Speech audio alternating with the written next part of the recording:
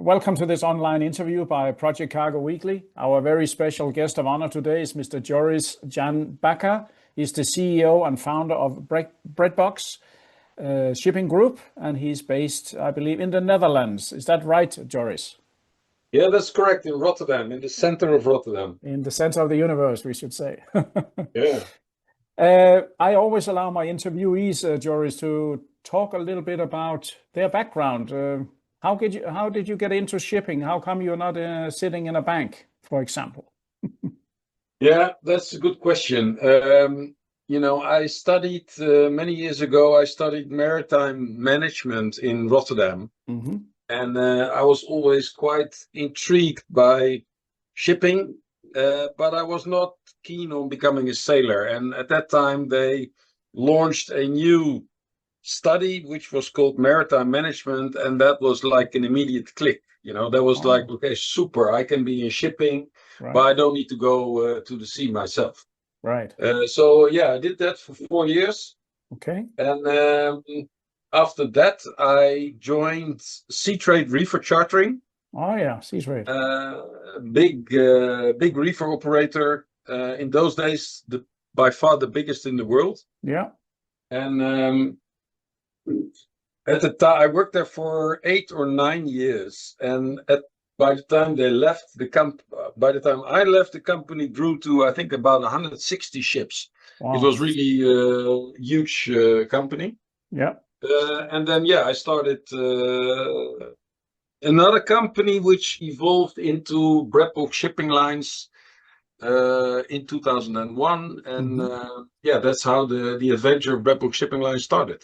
Okay, that's a pretty impressive career. And yes, sea trade certainly well known for being very huge in the reefer trade. And with that kind of background, I can understand your position now. What can you tell our viewers about Breadbox? It's quite an, shall we say, interesting name, and it's certainly a name people can remember. How come you chose that kind of name?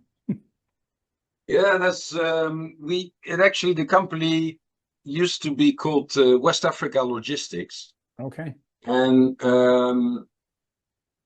at that time, we were only active in West Africa, but we were more of a shipping company and not so much of a forwarding company. And we became more active in shipping, chartering vessels. And then we thought, okay, maybe we should change the name to a more shipping-related name, and let's disconnect from West Africa, because there might be other areas where we would be active as well, and that might not be very suitable. So the holding company, the company above West Africa Logistics, was called Breadbox, and we never used that name because Breadbox was and is slang for your gut feeling. It's it's your gut actually.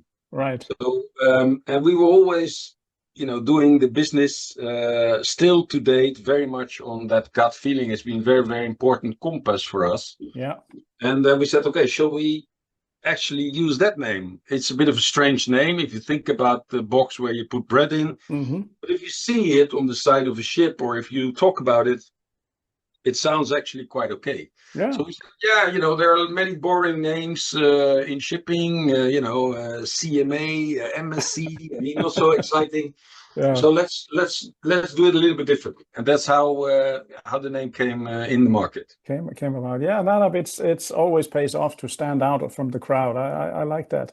Tell our viewers a little bit about the outline of your services. Where do you sail to and from? What's your current, shall we say, line or tramp schedule, and how do you define yourself as such in the market?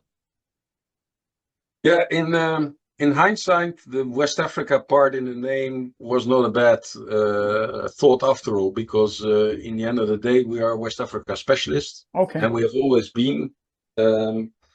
We trade with a fleet of anywhere between, I would say, 13 up to 17, 18 ships. It depends a little bit on the business. We're not stuck to a certain size of the fleet. We keep it a bit flexible, because the business we're in can change overnight, and we see shifts in the purchasing strategy of the client sometimes. So we see business going up and down quite a bit. Yeah. So we have a fleet, smallest vessel in the region of 3,000 ton deadweight, gearless coasters. Okay. Up to handy size vessels we're operating, and all focused on West and Central Africa actually. So we're trading these ships from the continent to West Africa on a kind of a semi-liner business. It's very much driven by the, we do parceling, so it's very much driven where are the parcels. Sure. But we have quite some few sailings from the continent to West Africa. We operate from the Black Sea and the East Med to West Africa. Oh yeah, interesting. And we have a couple of ships which are dedicated completely to the inter-Africa trade, which is purely trading between the African countries. Yeah. So these ships don't appear in Europe anymore. They're like for many, many years active down there. And we have some activities from South Africa to West Africa, irregular at this point in time, but very much focused around the market of West and Central Africa. Okay. What are the key load ports in Europe if you take the semi-liner service, the one that you are more, shall we say, eager to, shall we say, sell in the market? If we say Northwest Europe to West Africa. We're loading from the Baltic ports in Poland like Klaipeda, Gdynia. We're loading on occasion Antwerp, Aberdeen for the oil and gas players. We're loading on a regular basis out of Bilbao. Oh yeah, Spain. Of course. So that will be more or less the load port range. Discharging from Morocco all the way down to South Africa. But usually they're ending up in Central Africa and not going much further south. Right. And from the Black Sea, we do Varna, we do Poti, we do quite a range of ports in Turkey, also all the way to West Africa up to South Africa. Oh yeah. Yeah, the Turkish export and construction companies are very active all over the place, it seems now. I've heard. Yeah, that's correct. We see already for quite some time they're very, very active in West Africa. So you see them on big projects actually, road projects, construction projects, airports. There's a lot of Turkish development in West Africa. Definitely. What type of ships? I mean, I can see on the beautiful conference room you've got there's some ships on the cabinet. What type of ships do you have in the service generally? We have smaller coasters. Yeah. Those are specialized for IMDG cargoes, dangerous cargoes. So we actually convert them to be able to carry class 1 explosives and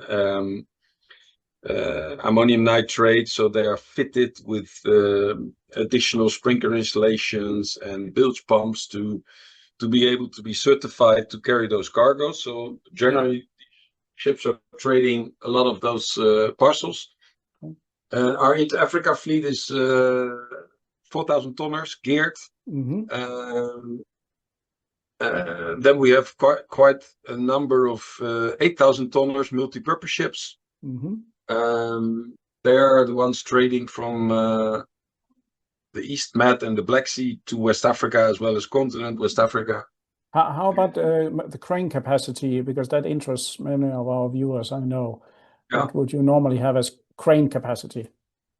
Yeah, we're a typical multi-purpose operator, so we're not a heavy lift operator. So we're our crane capacity is more or less 2x40, 2x60.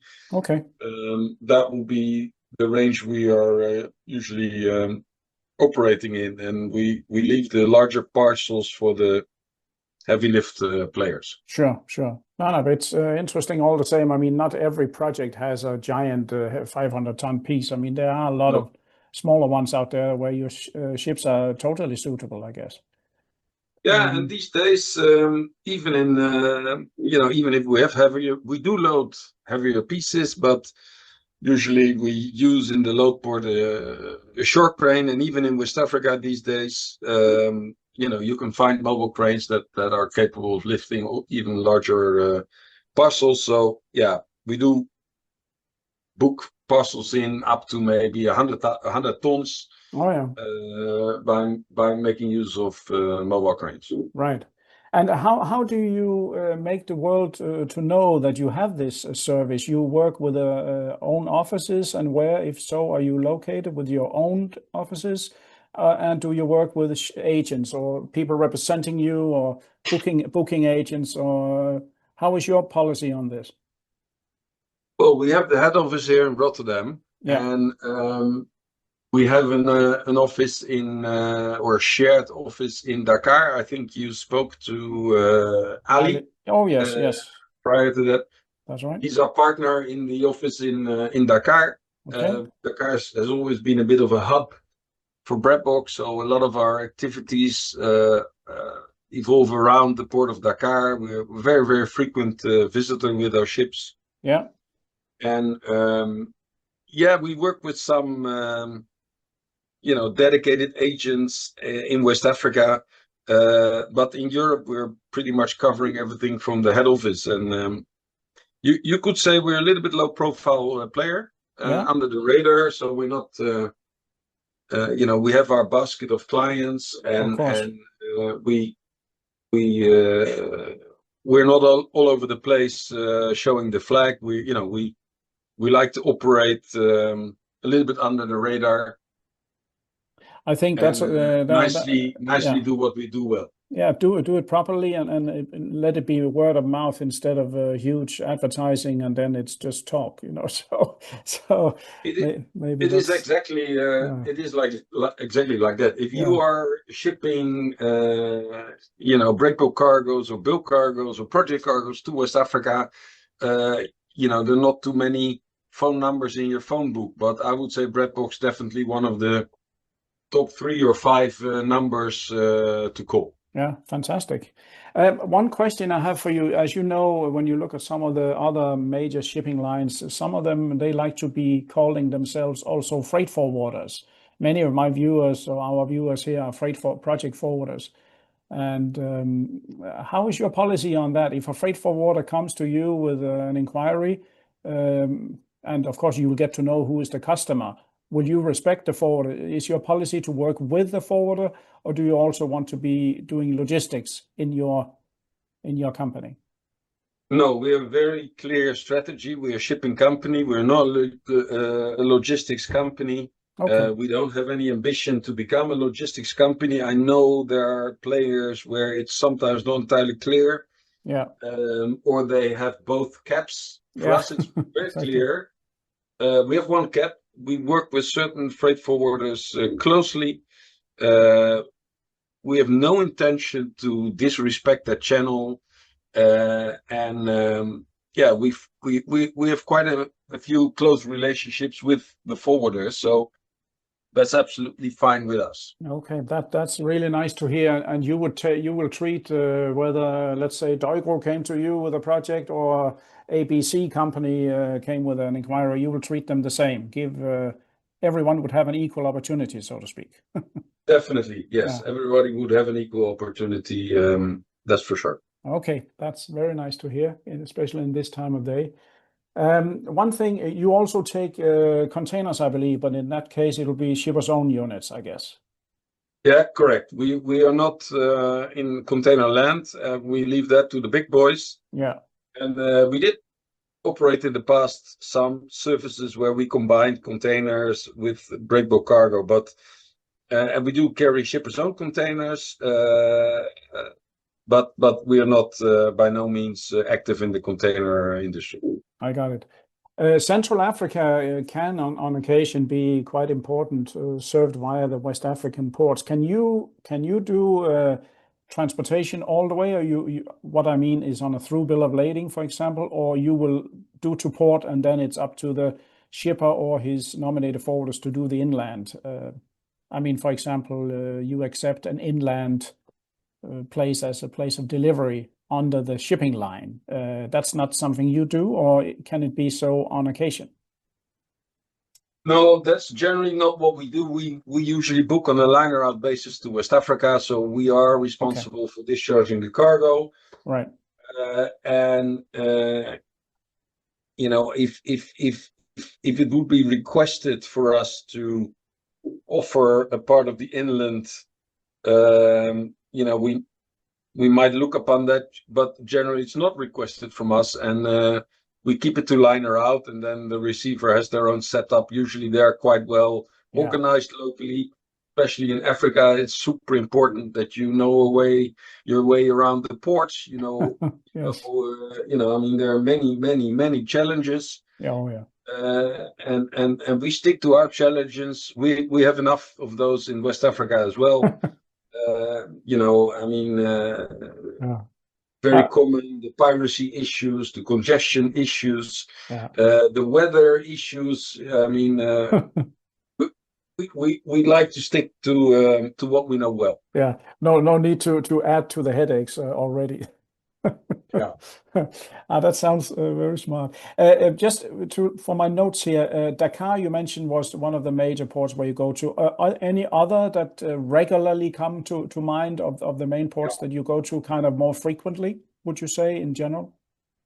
Yes, Dakar most frequently, but we are frequently calling Abidjan, Takoradi, Port Gentil, Libreville, Lagos, Port Harcourt, the whole Conakry, the whole range actually we are serving. And it's interesting you mentioned Conakry. I mean, I was involved before a little bit in Guinea, especially concerning this huge Simandou project. There was talk about that for years. It seems to be finally ongoing now with big project shipments in there for the iron ore. Is that something you can see as well, or moving equipment down there? Yes, we do see some equipment moving in that area.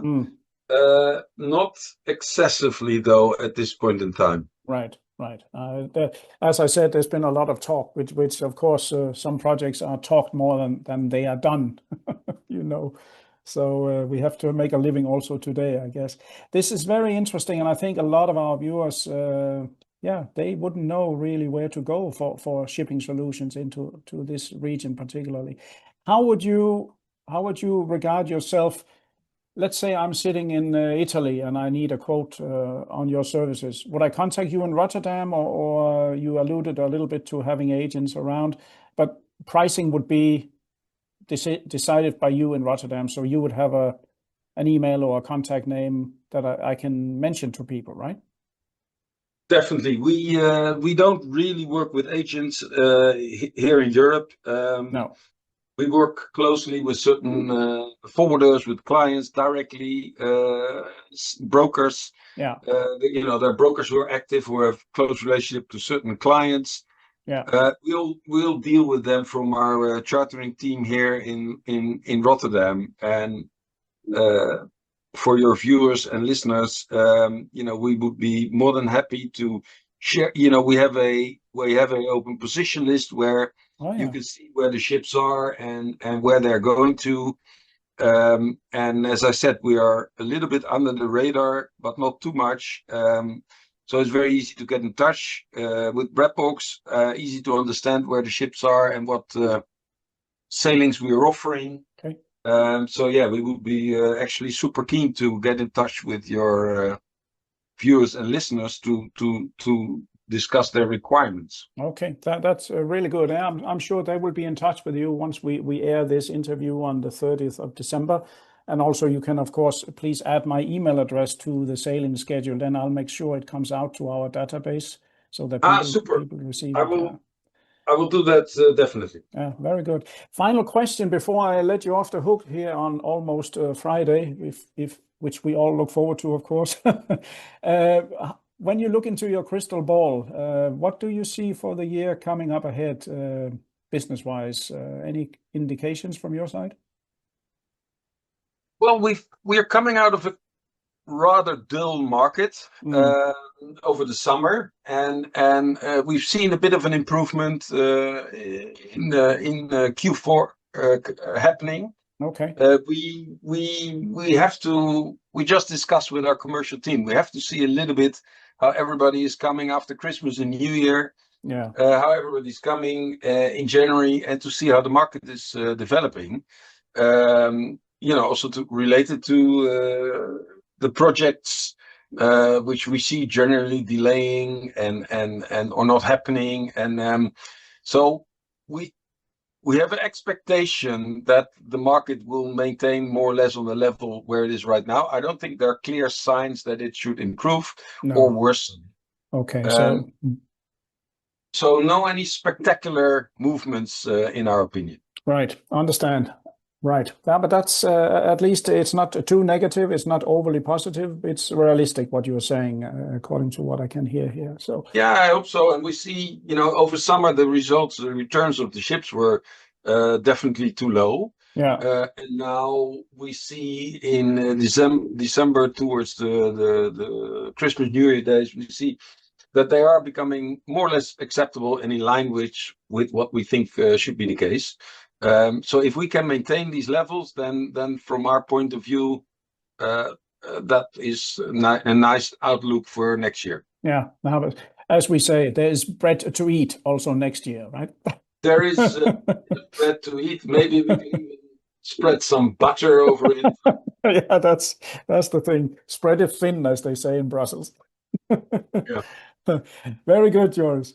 I must say many thanks for answering all the questions efficiently and promptly here. I'm really amazed and pleased with that, and also very thankful to do. I want to formally thank you very much for this interview, Joris. Oh, thank you very much, and it was nice to talk to you. Likewise. And to all our listeners, viewers, and readers from around the world, this was yet another great interview by Project Cargo Weekly. Our special guest of honor today has been Mr. Joris Jan Bakker. He's the founder and CEO of Breadbox Shipping Line Group. He's based in Rotterdam, in Europe, and certainly the man to go to if and when you have cargo mainly to and from North and West and South Africa, coming out of the Baltic, East Med, Black Sea, and Northwest Europe. Do contact him directly for a prompt response to your inquiry. For me at Project Cargo Weekly, and until next time, thank you very much.